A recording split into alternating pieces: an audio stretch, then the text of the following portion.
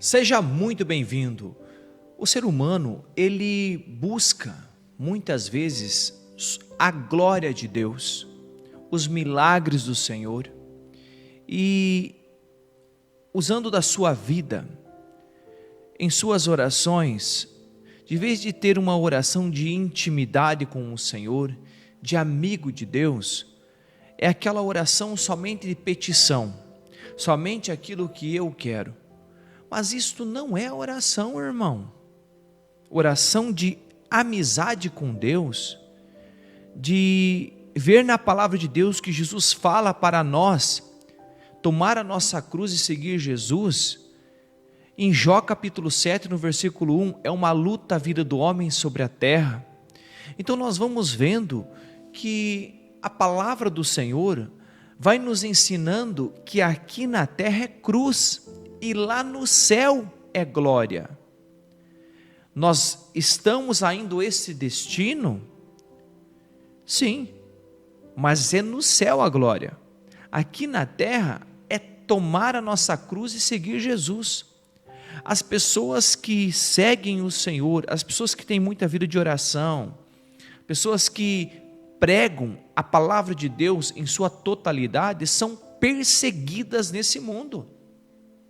Se você ainda não é perseguido, é porque você está andando conforme o mundo está andando.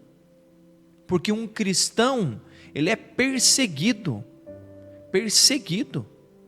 Olha o que nós vemos com Pedro, Paulo, João.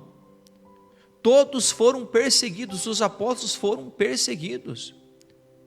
Somente João dos apóstolos, somente ele morreu com uma idade avançada, morreu de velho, mas os outros morreram no martírio, eles perderam as suas vidas pregando o evangelho e não renunciaram a Jesus. Mas o que nós vemos na nossa geração, no nosso tempo, pregações de motivação, é impressionante. Pessoas cobrando absurdos para pregar o evangelho. Essas pessoas não foram convertidas por Jesus, não. Essas pessoas nem sabem quem é Jesus. E essas partes, quando pega, tome sua cruz e siga-me, pode notar que essas pessoas não conseguem pregar. É uma luta a vida do homem sobre a terra, eles não pregam essas passagens. Não. Eles pregam motivação, sem contar as pregações na teologia da prosperidade. Pessoas que acham que quanto mais dão para Deus, mais vão ganhar aqui na terra. O evangelho invertido, o evangelho pregado totalmente errado. A pregação, ela precisa ser a vida de Jesus, o evangelho do Senhor. Pregar o evangelho é pregar Jesus, e Jesus crucificado, diz a palavra. Jesus crucificado, nós acreditamos nesse Jesus. Jesus ressuscitou sim, mas aqui na terra a vida do Senhor foi uma vida de cruz, de perseguição, desde o seu nascimento foi perseguido. Por quê? Porque este mundo jaz do maligno. Este mundo, ele está totalmente perdido. Agora, o que nós precisamos fazer é buscar o mundo, quando Jesus fala, meu reino não é deste mundo. Então é buscar o reino de Deus. Busque o Senhor enquanto Ele se deixa encontrar. Busque o Senhor enquanto você tem vida aqui na terra. Porque é aqui que nós vamos ser provados, se nós somos do Senhor ou não. Depois que nós morremos, acabou tudo. Não tem mais salvação para quem já morreu. A salvação é para quem está vivo aqui na terra. Depois nós seremos julgados pelo Senhor. Hoje a palavra de Deus vai nos ensinar em Mateus, capítulo 17, versículo de 1 a 9, e vai falar sobre a maravilha que é quando Jesus sobe ao monte, no alto da montanha, com 3 discípulos. aqueles que estão mais próximos do Senhor. Acontece ali a transfiguração, mas o Senhor fala para eles: vamos voltar. Ali eles viram a glória do Senhor. Vamos voltar para a batalha, para a missão. E essa é a missão de cada um de nós.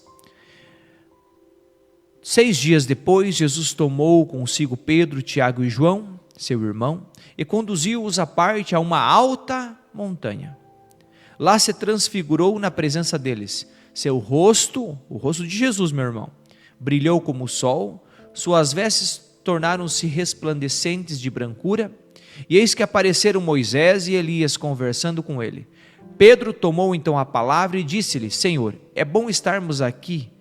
Se queres, farei aqui 3 tendas, uma para ti, uma para Moisés e outra para Elias.